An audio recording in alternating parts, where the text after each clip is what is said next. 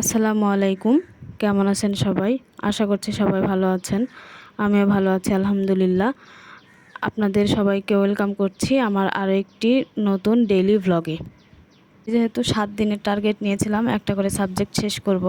এটা ছিল প্রথম দিন 21 জুন। যদিও লেট আপলোড, কারণ হচ্ছে আমার এডিট করতে দেরি হয়ে গেছে।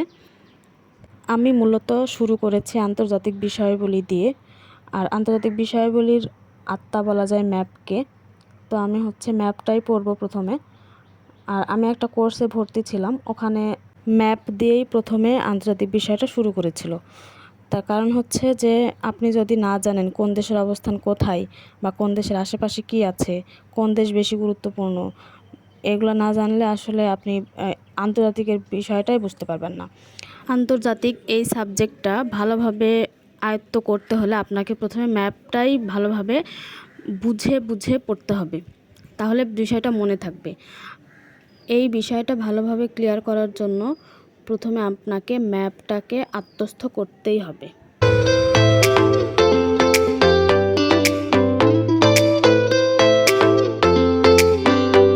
তবে ম্যাপ পড়ার সময় একটা কাজ করতে পারেন, মার্কার দিয়ে যে দেশ বা মহাদেশগুলো আপনি পড়ছেন ওগুলো হচ্ছে দাগিয়ে দাগিয়ে পড়তে পারেন। তাতে আপনার হচ্ছে ভিজুয়ালাইজেশন ভালো হবে।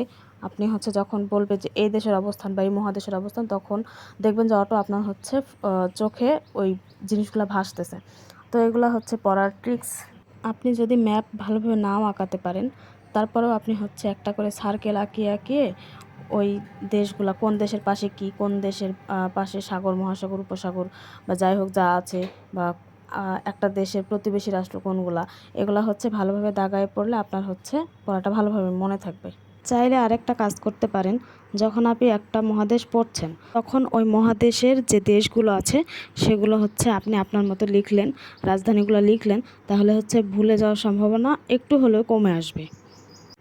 ম্যাপ আর নোট খাতা থেকে যখন পড়া শেষ হচ্ছিল তখন আমি আবার MP3 পড়ছিলাম, কারণ আমি আন্তর্জাতিকটা মূলত প্রথমে MP3 দিয়েই শুরু করব। MP3টা কয়েকবার পড়ার পরে অন্য একটা বইয়ে যাব। তো আমি হচ্ছে MP3-র যে একটা মহাদেশের যে দেশগুলো আছে সেই দেশগুলো সম্পর্কে দু একটা লাইন আছে, তো ওগুলা জাস্ট দাগিয়ে পড়ছিলাম। দেন হচ্ছে MP3-র যে টপিক, ওই টপিক পরে দেখবেন যে কতগুলো কোশ্চেন আছে একসাথে। তো ওখানে আবার দেয়া নাই যে BCS-এ কোনগুলো এসেছে, একসাথে করে দেয়া নেই, এলোমেলোভাবে দেওয়া আছে। তো আমি ওটা একসাথে করার জন্য BCS-এর কোশ্চেনগুলো জাস্ট একটা হাইলাইটার দিয়ে আলাদা করে রাখছিলাম, যাতে পরবর্তীতে আমি যখন রিভাইজ দিব জাস্ট ওটুকু দেখলেই হয় যে হ্যাঁ BCS-এ মাত্র কয়েকটা এসেছে বা এতগুলো এসেছে।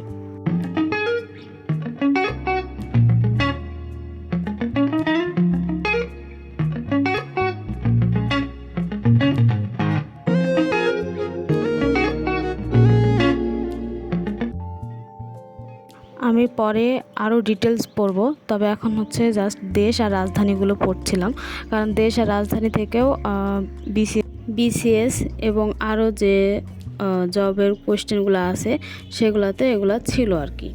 আমি এই ভিডিওটা আপলোড দিব হচ্ছে 24 তারিখে। তো ততক্ষণে আমার হচ্ছে আন্তর্জাতিকের ম্যাক্সিমাম মানে 50%-এর মতো পড়া হয়ে গেছে। তো আস্তে আস্তে সবগুলোই শেয়ার করব আপনাদের সাথে। আন্তর্জাতিকের এই ম্যাপটা পড়ার সময় আমার এই টিপসটা দেখতে পারেন। আমার মূলত জিকে জিনিসটাই ভালো লাগে না, সেটা বাংলাদেশ বলেন আন্তর্জাতিক বলেন।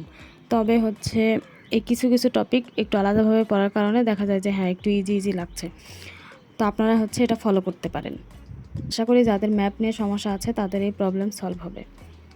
তো আমি হচ্ছে সন্ধ্যায় যখন আবার পড়তে বসেছি তখন আবার আগেরগুলাই রিভাইজ দিচ্ছিলাম, কারণ যেহেতু কয়েকটা দেশ আছে যে আমি কখনো নাম শুনিনি। তো এগুলা হচ্ছে দেখা যাচ্ছে যে মনে রাখাটা একটু কঠিন, বাট বারবার পড়তে পড়তে যখন মুখস্থ ভালো হয়ে যাবে তখন এগুলো আর সমস্যা হবে না। তো আমি জাস্ট ওগুলাই হচ্ছে আবার একটু চোখ বুলাচ্ছিলাম। তো এটা হচ্ছে রিভাইজ দেওয়ার পরে আমি হচ্ছে মহাবিশ্ব যে টপিকটা আছে ওটা পড়ছিলাম, কারণ ওটা অনেক ইজি আর অনেক ছোটো, তো ভাবলাম যে পড়ে রাখি।